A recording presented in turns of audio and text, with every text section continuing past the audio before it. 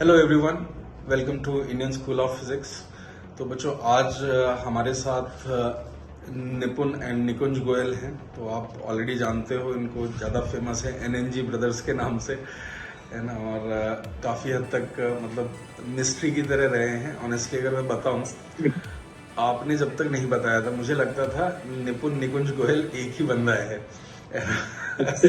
तो ऑनेस्टली अगर मैं आपको बताऊं, और फिर बाद में जब आपका मेंस का रिजल्ट आया है तब मेरे को पता लगा कि नहीं, दो अलग अलग भाई हैं और दोनों एक ही आईडी से ऑपरेट करते हैं, एक ही अकाउंट से पढ़ते हैं, एक ही अकाउंट से एग्जाम्स लिखते हैं और हर जगह आपने एनएनजी ही लिखा हुआ है ना सर। मैक्सिमम लोगों को मेंस के रिजल्ट तक यही लगता था ये एक ही पर्सन है। क्योंकि मैंने आपके जो कमेंट्स वगैरह थे ना चैनल पे, वाईटी चैनल पे था, उसमें भी निपुण निकुंज गोयल ऐसे करके आता था। तो मुझे हमेशा से ऐसे ही लगता रहा कि एक ही नाम है। कई बार क्या होता है ना कि आप अपने फादर का नाम भी कैरी कर लेते हैं, कई बार इस तरीके का रहता है। चलिए, तो बच्चों, आज इन दोनों भाइयों की इनक्रेडिबल जर्नी के बारे में हम जानेंगे। बहुत ही हम्बल बैकग्राउंड से आते हैं और बहुत ही शानदार इनका एफर्ट रहा है। निपुण की रैंक जो है ऑल इंडिया रैंक 40 है और निकुंज की जो रैंक है ऑल इंडिया रैंक 120 है। दोनों आईआईटी दिल्ली कंप्यूटर साइंस में जा रहे हैं और मतलब दोनों साथ जाना चाहते थे कॉलेज के लिए भी, वरना आई थिंक कंप्यूटर साइंस के लिए एक को मुंबई जाना पड़ता, एक को दिल्ली जाना पड़ता। तो दोनों ने डिसाइड किया कि दिल्ली में ही रुकेंगे and they are from Uttar Pradesh, Hapur near Meerut. तो दिल्ली पास में है, तो वो सारे रीजंस आई थिंक रहे होंगे कि घर के पास में भी रहे, जस्ट 2-3 घंटे की रास्ता है हापुड़ की। तो चलिए, आज इन बच्चों के बारे में हम जानते हैं और इनसे इंटरेक्ट करते हैं किस तरीके से इन्होंने, है ना। सबसे पहला क्वेश्चन जो मैं आपसे पूछूंगा बच्चों, आपको आईएनएसपी के बारे में कैसे पता लगा? और जिस तरह का आप कंटेंट आईएनएसपी चैनल पे देखते हैं, आप अपने जूनियर्स को क्या वो उस तरह की हार्ड ग्रिलिंग रिकमेंड करेंगे या किस तरह से आपने उस चीज़ को लिया? और इस जर्नी के बारे में बहुत सारे क्वेश्चंस बच्चों के हैं, वो सारे धीरे धीरे आपको बता दें। तो बेसिकली हमारी जो एक्चुअली सीरियस प्रिपरेशन थी वो 11th के बिगनिंग में लगभग हमने स्टार्ट करी थी। और टेलीग्राम पे मैं काफ़ी एक्टिव था, तो मुझे काफ़ी सारे अपने फ्रेंड्स से ही पता चला आईएनएसपी के बारे में। और जब मैंने ये चैनल शुरू में एक्सप्लोर किया था तो मुझे लगता था कि ये तो इतना ज़्यादा हार्ड है कि शायद मैं इसके प्रॉब्लम्स की स्टार्टिंग भी नहीं कर पाऊंगा। लेकिन इवेंचुअली मुझे ये बात का अच्छा लगता है कि इवेंचुअली जब तक एडवांस का पेपर हुआ मैंने लगभग पूरा चैनल एक्सप्लोर कर लिया था और एक प्रॉब्लम हमने अपने सी थ्रू कर ली थी और दोनों ने की थी। और जो बेस्ट पार्ट मुझे लगता है कि ऐसी प्रॉब्लम्स हमें मिलती हैं जो वेल रिसर्च्ड होती हैं और हमें कहीं भी ऐसी प्रॉब्लम्स दिखती नहीं है। बल्कि बहुत सारे कोचिंग के टेस्ट में, ये बात आप भी कहा करते थे कि बहुत सारे कोचिंग के टेस्ट में आपके ही क्वेश्चन रेप्लिकेट होते हैं और पाथफाइंडर का हमें बहुत ज़्यादा करने का मौका नहीं मिला। और बहुत सारे बच्चे पूछते भी हैं कि हमने एरोडोक कर ली, अपनी मॉड्यूल कर लिया, उसके बाद टाइम ज़्यादा बचता नहीं है, हमारे पास भी नहीं बचा था, तो पाथफाइंडर को अलग से हम कैसे करें? तो एक बहुत अच्छा पाथफाइंडर की प्रॉब्लम्स का सेट हमें आपके चैनल पर मिल जाता है, तो वो एक बहुत बड़ा प्लस पॉइंट मुझे लगता है। और मैं जूनियर्स को ये भी कहना चाहूँगा कि ऑल्दो हम शुरू में ये मानते थे कि जो हमें set of collection of questions जो बुक में मिलता है, जो हमको एक पैटर्न मिलता है, वो हमें कहीं और नहीं मिल पाता। लेकिन इवेंचुअली जो आईएनएसपी का प्लेटफॉर्म बिल्डअप हुआ, मुझे लगता है कि एक बुक से कहीं ज़्यादा बेहतर, बल्कि कई बुक्स का मिश्रण है और उससे बेटर प्लेटफॉर्म अभी तो नहीं है फिजिक्स के लिए। एक one stop solution of physics आपने बिल्डअप करने की कोशिश करी और आप उसमें सक्सेसफुल भी हुए। चलिए, ये सुन के मेरे को बहुत अच्छा लगा। कहीं ना कहीं आईएनएसपी पोर्टल के पीछे मेरी मंशा भी यही थी, है ना। और जब आप जैसे बच्चे उसको यूज़ करते हैं तो उससे और थोड़ा सा हिम्मत मिलती है कि चीज़ें सही डायरेक्शन में जा रही हैं और धीरे धीरे काफ़ी चीज़ें हम लोग इवॉल्व भी करते चले जा रहे हैं वहाँ पे।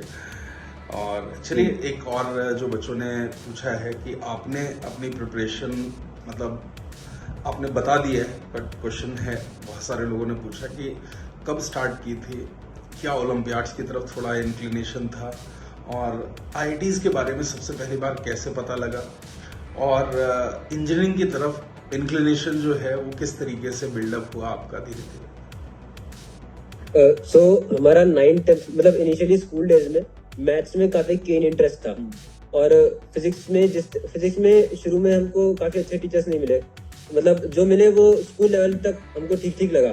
लेकिन बाद में जब हम यहाँ मैथ्स के में इंटरेस्ट की वजह से हमने पीसीएम साइड ऑप्ट करी, और क्योंकि हमारी सिस्टर भी आईआईटी का एग्जाम दे चुकी थी और क्लियर भी कर चुकी थी, तो वहां से हमको थोड़ा सा मोटिवेशन मिला कि हमको भी एक बार ट्राई करना चाहिए। और फिर इवेंचुअली जब हमने पढ़ना शुरू किया तो फिजिक्स में, मैथ्स में, और बहुत अच्छे से हमारा इंटरेस्ट भी बिल्डअप हुआ और प्रॉब्लम सॉल्विंग में हमको मजा भी आने लगा, और इस तरह से बस हमारी जर्नी चली। बस ये था कि हमने 10th क्लास में NTSC दिया था, तो उसके लिए हमने थोड़ा सा पढ़ा था।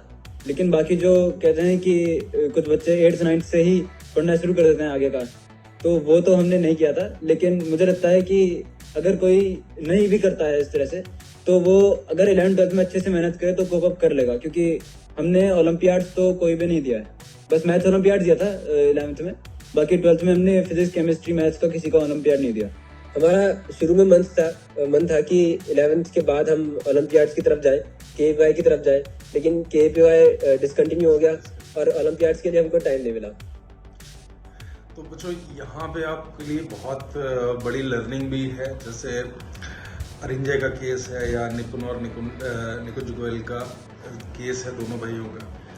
इन लोगों ने अपनी तैयारी, जो सीरियस प्रिपरेशन है, वो कहीं ना कहीं 11th क्लास से शुरू की है। तो बहुत सारे बच्चे जो हैं जो डिमोटिवेटेड रहते हैं कि सर हम पीछे हो गए, हमको पता नहीं था, चीज़ें ज्ञान में नहीं थी कि 9-10 से शुरू कर सकते हैं। तो देखिए, जब भी आप मेहनत करेंगे तो इट्स नेवर टू लेट। आपने 11th से भी किया है, 2 साल अगर अच्छे से तैयारी की है तो all India rank 40, all India rank 120, दोनों भाइयों की, अगर मुझे ठीक से याद है, आपकी मेंस में ऑल इंडिया रैंक 11 थी और आपकी ऑल इंडिया रैंक 56 थी, राइट?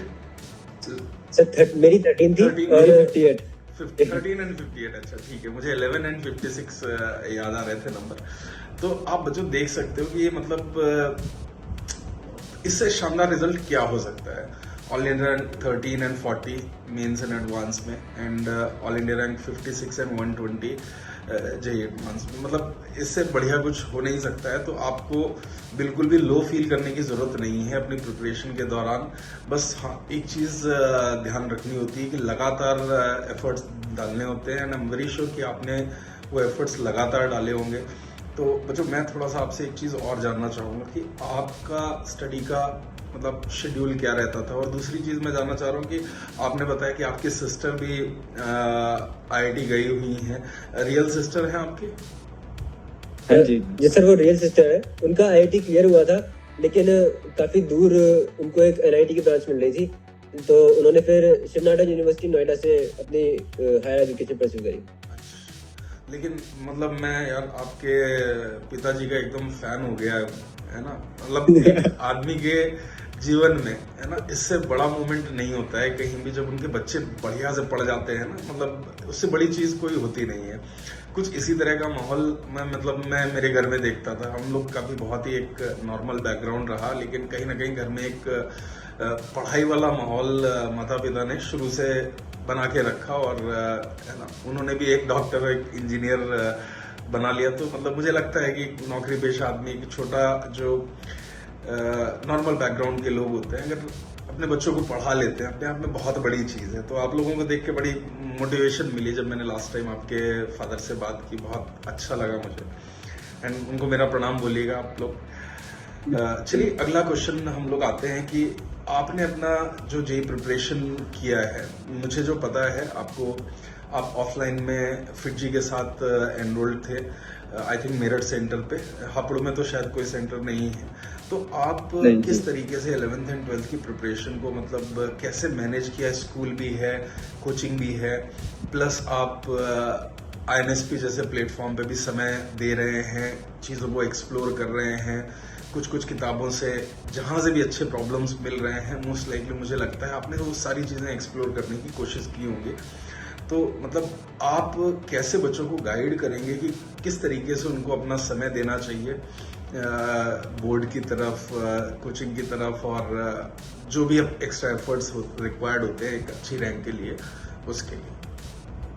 सर मुझे लगता है कि आज के टाइम पे ऑनलाइन में इतने सारे रिसोर्सेज अवेलेबल है कि after some point of time वो एक स्टूडेंट के लिए डिस्ट्रैक्शन टाइप ऑफ बन जाता है कि मैं ये भी कर लेता हूँ, मैं वो भी कर लेता हूँ। लेकिन हमें इस टाइम पर ये याद रखना चाहिए कि फोकस्ड होकर अगर हम एक प्रॉपर पाथ फॉलो करें, एक ऑर्गेनाइज पाथ, जैसे हम ऑफलाइन में फिटजी में थे तो हमारी जो बेसिक ड्यूटी थी वो ये थी कि हम अपनी क्लासेस वहाँ पे प्रॉपर करें और वहाँ के जो मॉड्यूल्स हैं और प्रीवियस ईयर क्वेश्चन जो दिए एडवांस के हैं वो हम कंप्लीट करें। एक बार वो हमारा कंप्लीट हो गया उसके बाद हम खुद को टाइम दे सकते हैं उस सब्जेक्ट को बिल्डअप करने के लिए। जैसे INSP का प्लेटफॉर्म था और डिफरेंट बुक्स थी किसी भी सब्जेक्ट में हो, बीट मैथ्स और केमिस्ट्री और इवन फिजिक्स, हम उसमें टाइम तब दे सकते हैं जब हमें लगता है कि हमने ये सब तो कर लिया, क्लासेस भी अटेंड कर ली, मॉड्यूल्स भी अटेंड कर लिया, लेकिन अभी मुझे लगता है कि शायद इस टॉपिक में, इस सब्जेक्ट में थोड़ा सा और अभी सीखने की गुंजाइश है, तो मैं उस पर और टाइम दे सकता हूँ अपना, या तो मैं वीकेंड्स में दे सकता हूँ या फिर जब मेरा दिन का काम पूरा हो जाता है तो मैं रात में दे सकता हूँ। और मैं शेड्यूल के बारे में ये कहना चाहूंगा कि शेड्यूल थोड़ा सा हम चाहें तो फ्लेक्सिबल कर सकते हैं। इस चीज से बहुत ज्यादा फर्क नहीं पड़ता कि हम देर रात तक पढ़ना है या सुबह को जल्दी उठकर पढ़ना है। आफ्टर अ टाइम ये कांस्टेंट रिजल्ट्स ही देते हैं। बस हमको थोड़ा सा एग्जाम से एक महीने पहले, एक हफ्ते पहले ये ध्यान रखना होता है कि हम अपना शेड्यूल, जो बॉडी क्लॉक है, वो एग्जाम की टाइमिंग पर सेट करें। जैसे हमारा सुबह 9 से 12 और फिर 2:30 से 5:30 का एग्जाम होता है, तो उस टाइम पे हमारी बॉडी अच्छे से एक्टिव रहे, हमको नींद ना आए और हमको उस टाइम पे भूख न लगे, इस तरह से। और जो थोड़ा सा आपने बोर्ड्स का कहा, तो बोर्ड्स के लिए मैं ये कहना चाहूँगा कि बहुत ज़्यादा ध्यान देने की ज़रूरत नहीं है, क्योंकि हमारा भी बोर्ड्स का रिजल्ट अच्छा ही रहा है। 97%, 98% आए थे हमारे, और हमने बोर्ड्स पर ऐसा कोई बहुत ज़्यादा ध्यान नहीं दिया कि जब हमारी जेई की प्रिपरेशन चल रही है तो साथ साथ में हम बोर्ड्स करें। थोड़ा बहुत देख सकते हैं, लेकिन मुझे लगता है मेन जो होता है वो लास्ट के 1-2 महीने में आराम से कवर हो सकता है, क्योंकि हमारा बस एक्स्ट्रा जो है वो केवल इंग्लिश और एक ऑप्शनल सब्जेक्ट जो हमारा रहता है वो है, और फिजिक्स, केमिस्ट्री, मैथ्स में लास्ट के 2-3 दिन में कवर हो जाता है अपनी जो बोर्ड्स की जो आर्काइव होती है उनसे। बिल्कुल यार, मतलब मैं भी आपसे काफ़ी हद तक इस चीज़ के लिए सहमत हूँ, क्योंकि बच्चे कई बार बोर्ड के लिए अपना बहुत परेशान रहते हैं और वो थोड़ा सा बहुत ज़्यादा टाइम बोर्ड की तरफ दे देते हैं और कहीं ना कहीं अपनी जे प्रिपरेशन में थोड़ी सी वो दिक्कतें पैदा कर लेते हैं। तो बच्चों, मेरा मानना है कि यार सब्जेक्ट तो सेम ही है, सिलेबस भी सेम है, केवल प्रेजेंटेशन का एक तरीका बदलता है। और कहीं ना कहीं जो बच्चे कोचिंग कर रहे हैं या जेई की तैयारी में इन्वॉल्व हैं, उनको बोर्ड में कहीं भी दिक्कत आनी नहीं चाहिए। जैसे यहाँ हैदराबाद में हम लोग जिन बच्चों को ट्रेन करते थे, उनको हम लोग लगभग 20 दिन या 25 दिन पहले ही बोर्ड्स के लिए छोड़ देते थे कि भाई अब तुम बोर्ड्स की तैयारी करो, एंड वो लोग भी वही 95, 97, 98 इस तरह के परसेंटेजेस मारते थे। तो आप कहीं ना कहीं 2 साल की जर्नी में बहुत अच्छे से अपने प्रिपरेशन में लगे रहे, और बोर्ड्स के लिए अलग से बहुत ज़्यादा तैयार करने की ज़रूरत नहीं है। कहीं ना कहीं प्रेजेंटेशन मैटर करता है, थोड़ा सा उस प्रेजेंटेशन पे आपको काम करना है। Subject knowledge wise I think वो बहुत आसान लगने लगेगा अगर आपने कोचिंग में ठीक तरीके से चीज़ें की हैं। चलिए, अगला क्वेश्चन मैं आप लोगों से पूछूंगा। निपुण और निकुंज, अलग अलग आप लोगों को आंसर देना है। मतलब मेरे लिए पर्सनली जो आप लोगों के रिजल्ट रहे वो बहुत ही, मतलब मन को जो खुश करने वाले जो रिजल्ट्स होते हैं ना, उस तरह का। जैसे कि आपका मार्क्स जो है, मुझे आपके याद है निपुण के 116 नंबर थे फिजिक्स में out of 120 in JEE advance, और आई थिंक पहले पेपर में 57 मार्क्स है और सेकंड पेपर में 59 मार्क्स है आउट ऑफ 60। और साथ ही साथ निकुंज, आपके भी बहुत ही शानदार मार्क्स रहे फिजिक्स में, 105 है और दोनों हाईएस्ट मार्क्स बने। तो वो मतलब एक अलग लेवल का सेटिस्फैक्शन मेरे को फील होता है पर्सनल लेवल पे। फिर भी मैं जानना चाहूंगा कि what is your favourite subject and when did you develop more interest towards this subject, and did you spend more time on your favourite subject और gave equal time to all 3 subjects. ये भी बच्चों का question था कि भाई एक subject में हमारा समय बहुत ज़्यादा चला जा रहा है कई बार आउट ऑफ इंटरेस्ट, तो उसको कैसे मैनेज किया आपने? हमको तो मतलब सबसे ज्यादा हमने जो टाइम दिया वो केमिस्ट्री को दिया, क्योंकि वो सब्जेक्ट ही ऐसा है जो ज्यादा टाइम मांगती है। अब अगर हम ये सोचें कि जो सब्जेक्ट हमको पसंद है हम उस पर ज्यादा टाइम देंगे, तो अभी वो टाइम नहीं है। हाँ, इवन कॉलेज में अगर हमको लगता है कि इस सब्जेक्ट में हम अपना फ्यूचर देख रहे हैं, तो वहाँ पे हम अपना मेजर टाइम स्पेंड कर सकते हैं। लेकिन फिजिक्स में अगर मैं पढ़ रहा हूँ तो इसका मतलब ये नहीं है कि स्लोली आपका इंटरेस्ट डेफिनेटली बिल्डअप होगा, लेकिन इसका मतलब ये नहीं है कि आप क्वांटम मैकेनिक्स को पढ़ने लगे, क्वांटम एंटेंगलमेंट को पढ़ने लगे। शुरू में ये टॉपिक्स बहुत अच्छे लगते हैं, लेकिन हमको धीरे धीरे पता चलता है कि ये हमारी जेईई प्रिपरेशन को हैम्पर कर रहा है। तो सब्जेक्ट हमें उतना ही, हमें इंटरेस्ट आना चाहिए सब्जेक्ट में, लेकिन हमें अपने सिलेबस के बाहर नहीं जाना चाहिए। एटलीस्ट थोड़ा सा बाहर जा सकते हैं, लेकिन उतना नहीं कि बिल्कुल हम कॉलेज लेवल या फिर यूनिवर्सिटी लेवल पे चले गए। निकुंज, और फेवरेट सब्जेक्ट, तो जैसे आपने फेवरेट सब्जेक्ट कहा, तो मेरे लिए क्वेश्चन ऐसा है जैसे कोई मुझसे पूछ ले कि तुम्हारा फेवरेट गाना कौन सा है, तो ऐसे इतने सारे गाने हैं तो मुझे बताना बहुत ज्यादा मुश्किल हो जाएगा। तो फिजिक्स, केमिस्ट्री, मैथ्स तीनों ही लगभग इक्वली मुझे अच्छे लगते हैं। फिजिक्स भी बहुत अच्छा लगता है क्योंकि जो सोचने का तरीका जो फिजिक्स डेवलप करती है, मैथ्स भी डेवलप करती है। केमिस्ट्री में उतना शायद सोचने का नहीं होता, लेकिन फिजिक्स और मैथ्स बहुत ज्यादा लॉजिकल हमारी थिंकिंग डेवलप करती है। स्पेशली केमिस्ट्री में फिजिकल केमिस्ट्री का पोर्शन मुझे बहुत ज्यादा अच्छा लगता है, और फिजिकल केमिस्ट्री में हमने टाइम भी बहुत दिया है। और मुझे लगता है कि टाइम हमें उस हिसाब से देना चाहिए जितनी हमें लगता है कि अगर हमारी स्ट्रेंथ है। जैसे मैथ्स हमें थोड़ा सा अच्छा लगता था तो वो हमारी स्ट्रेंथ थी, तो जितने टाइम में हमें लगता था कि भाई हमारा मॉड्यूल हो गया, आर्काइव हो गई, और एक्स्ट्रा अगर हमें कुछ लग रहा है, हमने टेस्ट के लिए पढ़ लिया या अलग से बुक कर ली, तो उतना हमें दे देना चाहिए हर सब्जेक्ट को। उसके बाद जब हमें एक्स्ट्रा टाइम मिलता है तो उसके बाद हम एक्स्ट्रा टाइम दे सकते हैं जो हमारा इंटरेस्ट है उसमें। तो बहुत बढ़िया आपके आंसर्स रहे।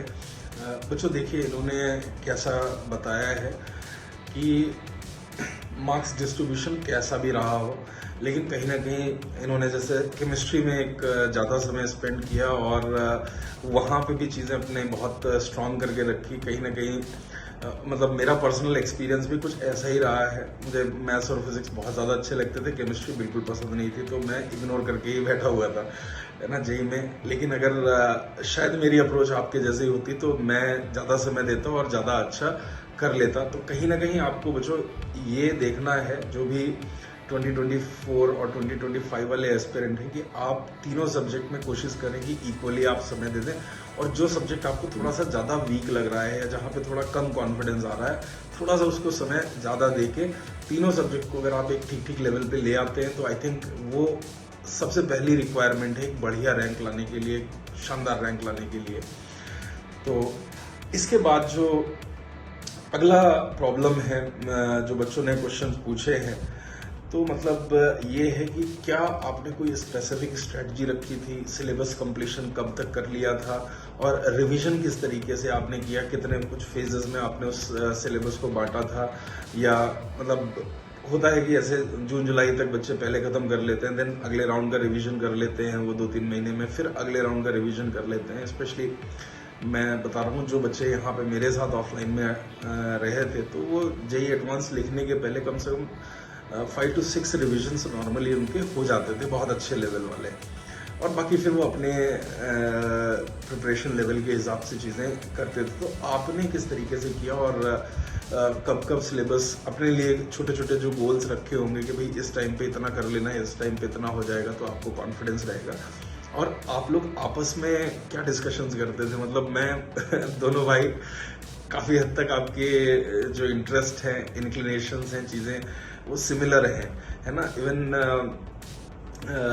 आप जा भी एक कॉलेज में ही रहे हैं, आपने डिवाइस भी सेम चूज किया है ना, कपड़े भी एक जैसे पहन रहे हो, है ना। तो मतलब मुझे लगता है कहीं ना कहीं आपको एक बेस्ट फ्रेंड के रूप में आपका भाई मिला, और दोनों लोग ने उस चीज़ को मतलब बहुत ही एडवांटेजेस स्टेज में लेके आ पाए आप लोग। तो इस पूरे जो जर्नी रही है, आप उसमें उसको ब्रेक कर करके मुझे अगर बताएंगे तो हमारे ऑडियंस के लिए और ज़्यादा अच्छा रहने वाला है। तो जैसे रिवीजन का है, मुझे लगता है कि अगर आप एक अच्छे कोचिंग इंस्टीट्यूट में इनरोल्ड हैं तो रिवीजन हमारा अपने हिसाब से नहीं होगा, रिवीजन होगा हमारे कोचिंग के टेस्ट के हिसाब से। कि अगर मेरा 1 महीने बाद ये वाला टेस्ट है और इसमें ये सिलेबस आ रहा है, तो मैं इस टाइम मुझे उसके अकॉर्डिंग स्ट्रेटेजी बनानी है कि मुझे ये वाले टेस्ट, ये वाले जो चैप्टर्स हैं जो इसमें आ रहे हैं टेस्ट में, वो सब रिवाइज करने हैं। और जो पार्टली रिवीजन है, जैसे एक बार हमारा सिलेबस खत्म हो गया तो उसके बाद हमारे पार्ट टेस्ट होते हैं, हमारे फिटजी में पार्ट टेस्ट होते थे AITS के, तो उसमें हमारे 3 पार्ट टेस्ट हुए, उसके बाद फुल टेस्ट शुरू हो गए। तो पार्ट टेस्ट 1 में जितना सिलेबस आया उसका हमें पूरा एक रिवीजन करना था, फिर पार्ट टेस्ट 2 में जो सिलेबस आया उसका रिवीजन, फिर पार्ट टेस्ट 3 का रिवीजन। और AI स्क्वायर TS में भी हमारे जो चैप्टर्स आते थे उसका रिवीजन हम करते थे। तो मुझे लगता है रिवीजन टेस्ट के साथ अलाइन हो तो ही बेहतर रहेगा, क्योंकि अगर हम खुद से अपना प्लान बनाते हैं तो मुझे नहीं लगता कि हम बहुत ज़्यादा श्योरिटी के साथ कह सकते हैं कि हाँ भाई ये वाला प्लान मेरा काम करेगा या नहीं करेगा। और म्यूचुअल सपोर्ट की बात है तो हम दोनों का आपस में वही फ्रेंड्स वाला रिलेशन भी है, और कभी भी हम दोनों में से किसी को भी थोड़ी सी प्रॉब्लम होती थी तो वो दूसरे से बात करके उसको सॉर्ट आउट करता था। और दोनों, अगर हमको कोई कंफ्यूजन होता है किसी पॉइंट पर तो उस पर काफ़ी लंबे लंबे डिस्कशंस भी हम करते थे आपस में, और आपस की नॉलेज बढ़ाना और एक दूसरे की हेल्प करना से हमको काफ़ी फायदा हुआ है। ये बात बिल्कुल सच है। ये बहुत अच्छा लगा मुझे आप लोगों का कि मतलब, चलिए बच्चों, यहाँ पे भी आपके लिए एक लेसन है इन दोनों भाइयों की प्रिपरेशन को देख के, कि आप जिस भी कोचिंग में एनरोल्ड हैं, जहाँ पे भी हैं, तो वहाँ पे जो टेस्ट चल रहे हैं आप कोशिश करिए कि उन टेस्ट के हिसाब से, उन एग्ज़ाम के हिसाब से आप अपनी पढ़ाई को अलाइन करेंगे, चीज़ों को करेंगे जो भी चल रही हैं चीज़ें, तो आई थिंक आपको ज़्यादा बेनिफिट मिलेगा बजाय इसके कि आप अपना कुछ और कर रहे हैं और आपके टीचर्स कुछ और करा रहे हैं। तो दोनों में जो सिंक नहीं होगा तो वहाँ थोड़ा सा प्रॉब्लम आती है। तो कोशिश करिए जितना ज़्यादा आप अपनी क्लासेस के आसपास अपने आप को अलाइन करेंगे उतने शानदार रिजल्ट्स आने के संभावना ज़्यादा रहेगी। चलिए एक और क्वेश्चन है दोनों भाइयों से कि मतलब आप ऑन एन एवरेज दिन में कितना पढ़ते थे इंक्लूडिंग क्लासेस, और क्या इक्वली टाइम देते थे हर दिन, या फिर एक वीक में on an average equal time आ जाता होगा सब्जेक्ट का? किस तरीके का आप स्ट्रेटजी फॉलो करते थे? सर मुझे लगता है कि एक दिन में तीनों सब्जेक्ट को इक्वल टाइम देना तो काफ़ी मुश्किल है, क्योंकि बेसिकली हमको ज़रूरत है, हम तो उस हिसाब से पढ़ते हैं जब हमें लगे कि हमको उस चीज़ की ज़रूरत है। बाकी अगर क्लासेस हमारी चल रही है तो हमें जो अपने पढ़ाई करनी है वो क्लासेस के अकॉर्डिंग ही करनी है। जैसे अगर आज फिजिक्स में एक इजी टॉपिक हुआ तो हम उसमें ज़्यादा टाइम नहीं लगाएंगे। अगर मैथ्स में एक हार्ड टॉपिक हुआ है तो उसमें हमको ज़्यादा टाइम चाहिए समझने के लिए, उसकी एक एब्जॉर्ब करने के लिए कॉन्सेप्ट को। केमिस्ट्री में अगर इस तरह की चीज़ें होती हैं जहाँ हमको टाइम नॉर्मली ज़्यादा देना ही पड़ता है, लेकिन जब रिवीजन की बात आती है तो हम अपनी नीड्स के हिसाब से आवर्स को स्प्लिट करते हैं। और जहाँ तक बात है कि कितने आवर्स, तो मैं तो यही कहूँगा कि जो स्टडी है वो 24 आवर्स की होती है। जब हम सो रहे होते हैं तो हमारे सपनों में भी वही चल रहा होता है, और जब हम खा रहे होते हैं हमारे दिमाग में भी वही चल रहा होता है। क्योंकि और ये ज़रूरी इसलिए है क्योंकि अगर मैं आपसे ये कहूँ कि आप 10 घंटे पढ़िए या 12 घंटे पढ़िए तो आप बाकी के टाइम पे क्या करेंगे? तो हमको वो नहीं करना है। एक ये कंटिन्यूस प्रोसेस है, और 2 साल हमको अपने डेडिकेटेडली अपने गोल की तरफ फोकस करके काम करना है। चलिए मैं आपसे एक और पूछता हूँ, जैसे आपके बारे में मुझे मालूम है आपने INPHO 2023 के कोर्सेज किए, एंड कहीं ना कहीं वो थोड़े से बहुत ही रिगरस कोर्सेज हैं, तो मतलब आपको उन कोर्सेज के बारे में पता कैसे चला, और क्या आप सजेस्ट करेंगे कि मतलब जो बच्चे इस तरह की सिंगल डबल डिजिट रैंक या टॉप 500 की रैंक एस्पायर करते हैं, उस गोल को लेके चलते हैं, क्या आप रिकमेंड करेंगे उस तरह की इन डेप्थ नॉलेज तीनों सब्जेक्ट में अगर डेवलप करने की कोशिश की जाए तो वो ज़्यादा हेल्पफुल होती है? जैसे इन डेप्थ नॉलेज तो सब्जेक्ट की बहुत हेल्पफुल होती है, स्पेशली IIT JEE जैसे एग्जाम में, जिसमें JEE एडवांस का, बल्कि हम रिसेंट ईयर्स में देख भी रहे हैं, जो नॉर्मली पैटर्न प्रेडिक्ट किया जाता है वो इनको तोड़ने की कोशिश कर रहे हैं। कि एक सवाल को देखकर लगता है कि JEE एडवांस तो इस तरह के सवाल पूछता है, इस तरह के नहीं पूछता, तो वो थोड़ा सा एक प्रेजुडाइज वो टूट रहा है धीरे धीरे। तो हमको लगता है कि जो सब्जेक्ट की नॉलेज है इन द एंड वही मैटर करेगी। और हमें INPHO का कोर्स हमने शुरू में ये सोच के किया था कि हम INPHO का एग्ज़ाम देंगे, लेकिन हमें एंड में ऐसा लगा कि हमारा मेन फोकस IIT से थोड़ा सा हट जाएगा। तो ऐसा नहीं है, बल्कि काफ़ी स्टूडेंट्स हैं जो काफ़ी अच्छी रैंक्स लाते हैं और उनका INPHO भी क्लियर होता है। वो उनका पैशन है, उनके पास वो हैंडल करते हैं। लेकिन हमको ऐसा लगा कि हम सिर्फ एक ही टारगेट पर फोकस रहेंगे, तो इसलिए हमने लास्ट में उसको छोड़ दिया और इवेंचुअली एक बेहतरीन रिजल्ट के साथ हम IIT में आ पाए। और जहाँ तक इसकी बात है कि अगर हमें इन डेप्थ नॉलेज सब्जेक्ट की किसी कोर्स से या फिर किसी बुक से एक्वायर करनी है, मुझे लगता है कि IIT JEE में तीनों सब्जेक्ट्स का इक्वल वेटेज है, तो फिर हम पहले उसका मॉड्यूल करें, उसके बाद उसकी आर्काइव करें। उसके बाद जो टाइम हमारे पास बचता है उसमें हम उसको एक्सप्लोर कर सकते हैं। लेकिन मेरे साथ ऐसा ना हो कि मैं फिजिक्स में तो बहुत ज़्यादा इन डेप्थ पहुँच गया लेकिन केमिस्ट्री में मेरा मॉड्यूल कंप्लीट नहीं है, तो ये चीज़ बहुत ज़्यादा हार्म कर सकती है। तो मुझे लगता है इस बात का हमें हमेशा ध्यान रखना चाहिए। बहुत सही है। तो बच्चों यहाँ पे जो मुझे लग रहा है की लर्निंग जो है कि जब आप बहुत इन डेप्थ चीज़ों को जाते हैं तो कहीं ना कहीं आपको ये भी चीज़ें ध्यान रखनी है कि उससे आपके दूसरे सब्जेक्ट इफेक्ट ना हो। इसीलिए मतलब जो भी समय आप दे रहे हैं, आप अगर टी टाइम के लिए पढ़ रहे हैं तो T/3 टाइम आपको फिजिक्स को देना है, T/3 आप केमिस्ट्री को दीजिए, T/3 टाइम है मैथ्स को दीजिए रफली।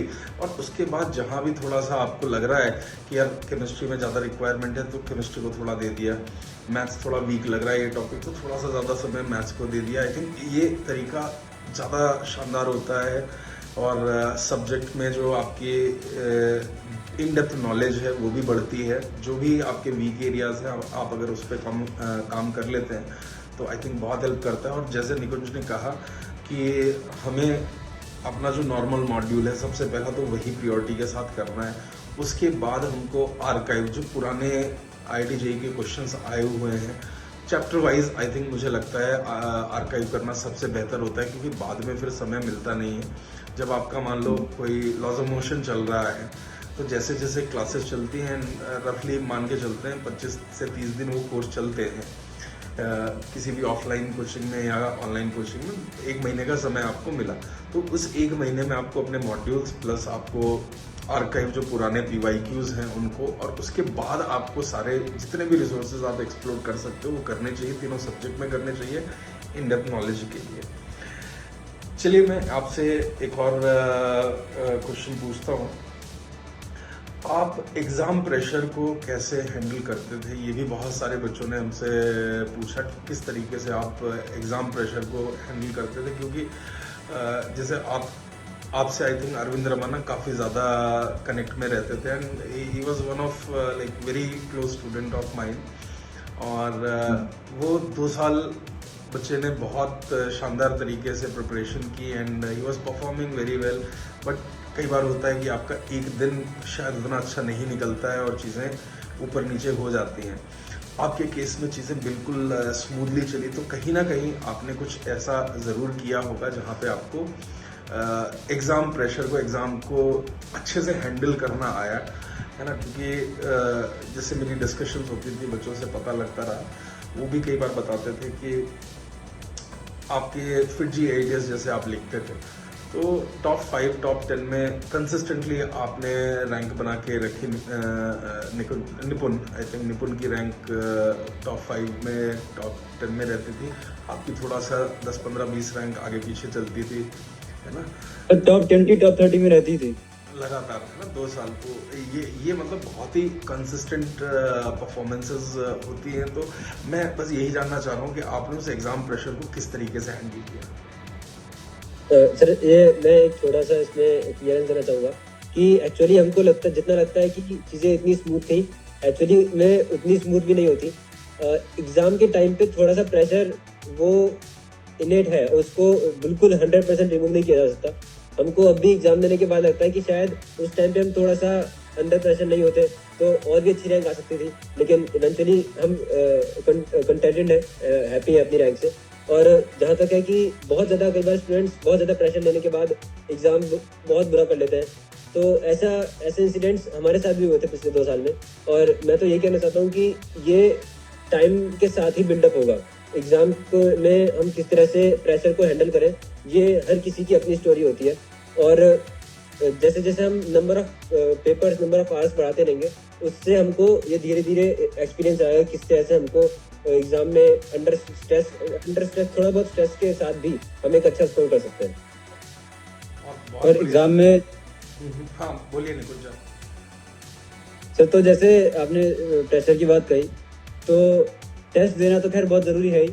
मुझे लगता है कि टेस्ट की प्रैक्टिस बहुत, हमारे साथ भी बहुत सारे स्टूडेंट्स ऐसे थे जो कि टेस्ट छोड़ देते थे। मुझे थोड़ी सी वो प्रैक्टिस ठीक नहीं लगती कि अगर हमारे टेस्ट बहुत ज़्यादा हो रहे हैं, मान लिया हफ्ते में 2 हो रहे हैं या 3 भी हो रहे हैं, तो अगर मान लिया मेरी तबीयत ख़राब है तो मैं ये सोचता था कि अगर JEE एडवांस से 1 दिन पहले मेरी तबीयत ख़राब हुई तो क्या मैं JEE एडवांस लिखने नहीं जाऊँगा। तो मुझे लगता है कि टेस्ट देना बहुत ज़्यादा ज़रूरी है। उस कंडीशन में। और जहाँ तक रैंक की बात है तो हमारी रैंक बिल्कुल भी हम हैप्पी हैं आफ्टर अपनी रैंक से, लेकिन निपुण अपनी रैंक अंडर 20 एक्सपेक्ट कर रहा था। मैं बहुत टाइम से अपनी रैंक अंडर 100 या 80 एक्सपेक्ट कर रहा था, लेकिन ऐसा हुआ नहीं। इस साल थोड़ा सा कंजेशन ज़्यादा हुआ है, लेकिन ठीक है, हम हैप्पी हैं अपनी रैंक से। मुझे मुझे याद है मतलब जेई मेंस के रिजल्ट के बाद 13 रैंक थी, तो निपुण ने बोला सर कुछ भी हो जाए अब अगली बार मैं है ना टॉप 10 में मारूंगा। पर होता है कई बार। ये देखिए ये अचीवमेंट जो आप दोनों ने पाए हैं ना, ये छोटे किसी एंगल से नहीं है।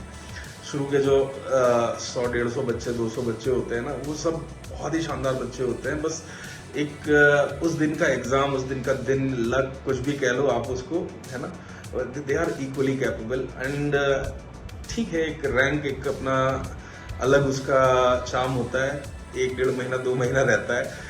कॉलेज जाओगे आप, वहाँ पे आपको आपके जैसे बहुत सारे शानदार लड़के मिलेंगे, उनके साथ डिस्कशन होंगे, आप वहाँ कॉम्पीट करोगे, वो एक अलग जर्नी होने वाली है। कॉलेज का एक्सपीरियंस आपका बहुत अलग होने वाला है and you are going to a wonderful college. मतलब ये 4 साल जो हैं आप दोनों की ज़िंदगी के सबसे शानदार 4 साल रहने वाले हैं। आप बिल्कुल मतलब you'll be a very different person after 4 years, है ना। 4 साल जब IITs में रह लेते हैं ना, तो एक ज़िंदगी बहुत अलग तरीके से दिखने लगती है। आपका देखने का तरीका बदल चुका होता है चीज़ों को। और आपको आपके गिफ्ट्स कैसे लगे? और मतलब मेरा वो गिफ्ट भेजने का एक ही रीज़न था, मैं चाहता था कि आपके पास कुछ ऐसी चीज़ हो जिसे आप डेली देख सकें, डेली यूज़ कर सकें एंड हम लोग आपस में कनेक्टेड फील कर सकें। एंड कहीं ना कहीं आपको 4 साल 5 साल उस डिवाइस के साथ बहुत मज़ा आने वाला है and they are highly productive devices. आपको बहुत मतलब बहुत खेल कर सकते हो। तो कैसा लगा था वो सरप्राइज आपको? तो बहुत बहुत अच्छा लगा मैं तो। और हम तो शायद कभी जिंदगी में सोच भी नहीं सकते थे कि हम एप्पल का प्रोडक्ट कोई यूज़ करेंगे। तो हम अभी भी जो मीटिंग कर रहे हैं वो आपके गिफ्ट से ही कर रहे हैं और बहुत अच्छा लग रहा है, बहुत ज़्यादा हैंडी है और मुझे लगता है इससे बढ़िया लैपटॉप मैंने आज तक यूज़ नहीं किया है। चलिए, मुझे अच्छा लगा। एंड एक और चीज़ है, मैं हर बार जितने भी अपने स्टूडेंट्स होते हैं, आउटगोइंग जो बच्चे होते हैं जो अच्छा परफॉर्म करके IITs में जा रहे होते हैं, उनके लिए एक ओपन ऑफर हमेशा रहता है कि आपको मतलब कभी भी INSP के लिए कुछ कंटेंट डेवलप करना है या वेब डेवलपमेंट करना है या किसी तरह के भी कोई इंटर्नशिप करना है, and all those will be paid internship. आप लोग को PPO होता है कॉलेज में, प्री प्लेसमेंट ऑफर। तो आप दोनों भाइयों के लिए भी वो चीज़ है। आप अगर 4 साल बाद आपका कुछ एजुकेशन फील्ड में कुछ धमाका करने का मन है तो INSP के डोर्स आपके लिए हमेशा के लिए खुले रहेंगे, है ना। आप इस PPO को याद रखिएगा और कभी भी एंड वी विल इंश्योर कि जो भी मार्केट के जो रिवार्ड्स होते हैं या मार्केट के जो एक कॉम्पिटिटिवनेस होती है, we will be rewarding you know much better than that to both of you in that case. And बस ये है, मैं क्यों अपने जो स्टूडेंट्स हैं उनको INSP से जोड़ना चाहता हूँ कि मुझे मालूम है आप लोग शायद दुनिया के और भारत के सबसे शानदार लोगों में से एक हो। और जब ऐसे लोग आके एजुकेशन में इन्वॉल्व होते हैं तो जो चेंजेस आते हैं वो बहुत बड़े और दूरगामी चेंजेस होते हैं, कहीं ना कहीं पूरी सोसाइटी के लिए बहुत ही हेल्पफुल होने वाले होते हैं। तो मेरा भी कुछ उसी डायरेक्शन में चीज़ों को लेके जाना है। और INSP का फाउंडेशन आप लोगों ने तो देखा ही है क्योंकि INP जो 2023 के बाद ही हमने स्टार्ट किया था और धीरे धीरे धीरे धीरे धीरे धीरे जैसे जैसे मतलब आपके जैसे बच्चे उससे जुड़े तो कहीं ना कहीं मेरे अंदर भी ज़्यादा एनर्जी आई और चीज़ों को अच्छा प्रेजेंट करने की कोशिश की। और सिर्फ फिज़िक्स में ही नहीं, आगे चल के हम लोग मैथ्स, केमिस्ट्री और इस तरह के जितनी भी चीज़ें हो सकती हैं बच्चों को ओवरऑल एजुकेशन देने का पूरा हमारा कोशिश रहेगा, ताकि मुझे लगता है कहीं ना कहीं ये जो क्वालिटी एजुकेशन बच्चों को मिले तो आने वाली कई जनरेशन्स को वो इफ़ेक्ट करता है और शायद आधुनिक भारत के निर्माण में एक छोटा सा कंट्रीब्यूशन INSP का हमारा तुम्हारा भी होगा तो बहुत अच्छा लगेगा मुझे। बिल्कुल सर, हमारा सौभाग्य होगा कि हम एक ऐसी शिक्षा प्रणाली को बिल्डअप करें जो इस देश का भविष्य निर्धारित करे। चलिए, तो यार आज के लिए मेरे ख्याल से हम लोग विदा भी लेंगे। तो आपको बहुत बहुत शुभकामनाएं और जीवन में नई नई तरक्कियों को आप छुएं और हम लोग कांटेक्ट में बने रहेंगे। और देखिए कभी मेरा दिल्ली आना होता है तो I will come and meet all of you personally. आप हैं, अरिंजय है, यशवर्धन है, एंड लास्ट ईयर के बहुत सारे बच्चे जो हैं वो सब IIT दिल्ली में हैं। स्पर्श है, स्पर्श आई थिंक आप लोग जानते होंगे स्पर्श जैन को। हाँ, तो वो सारे लोग IIT दिल्ली में ही हैं। तो आपको बहुत अच्छा पीयर ग्रुप वहाँ भी मिलने वाला है, वहाँ भी बहुत अच्छे गाइडेंस करने वाले लोग मिलने वाले हैं। तो इसी के साथ आज के लिए हाँ हाँ स्पर्श भैया तो मेरे ही हॉस्टल में। अच्छा, वही उन्हीं के हॉस्टल में जा रहे हो तो भाई मजा आएगा यार। फिर आपको तो एक से एक बॉन्ड लोग मिल रहे हैं आपको गाइड करने के लिए। अच्छा, हॉस्टल दोनों का सेम है या अलग अलग है आप दोनों का? नहीं, अभी मेरा अलॉट नहीं हुआ है क्योंकि मैंने स्लाइड कर रखा था। इसका अलॉट हो चुका है। अच्छा अच्छा अच्छा, आप चाह रहे हैं कि डुअल से बीटेक CS कन्वर्ट हो जाए? हाँ जी, क्योंकि मेरी 120 रैंक है और 118 पर CS1 की एंडिंग है, क्लोजिंग रैंक। अच्छा अच्छा, तो हो सकता है हो जाए, और ना भी हो तो फिर बहुत ज्यादा फर्क है नहीं दोनों में। तो मैं तो दोनों तरफ से ठीक। नहीं नहीं सही है। एंड आई विश कि आपको भी बीटेक CS मिल जाए। एंड जस्ट मे बी एक बच्चे की बात है, अगर वो अपने चॉइसेस को बदलेगा तो आपको डेफिनेटली आपके मतलब सुविधा अनुसार वो कोर्स मिल जाएगा। तो चलिए यार, है ना, दोनों भाइयों को आज विदा करते हैं हम लोग। और बहुत बहुत शुभकामनाएं और ऐसे ही जीवन में मेहनत करते जाइए। और है ना, and I am very sure कि आपकी ये जो अचीवमेंट है ये केवल आपकी नहीं है, आप ये पूरे हापुड़ की है। और न जाने कितने लोग आपके पास आके आपसे बात कर रहे होंगे, आपसे फंडे ले रहे होंगे, जानना चाह रहे होंगे। क्योंकि वो एक छोटा सा शहर कह सकते हैं, मतलब उतना छोटा भी नहीं है, but it is not a proper city also. मैं जा चुका हूँ बहुत बार हापुड़, तो वहाँ से इतना बड़ा अचीवमेंट लेके आना मतलब बहुत बड़ी चीज़ है। तो आगे भी इसी तरह का नाम रोशन करते रहिए, है ना। और बहुत बहुत शुभकामनाएं आप दोनों बच्चों को। Thank you sir. Bye bye.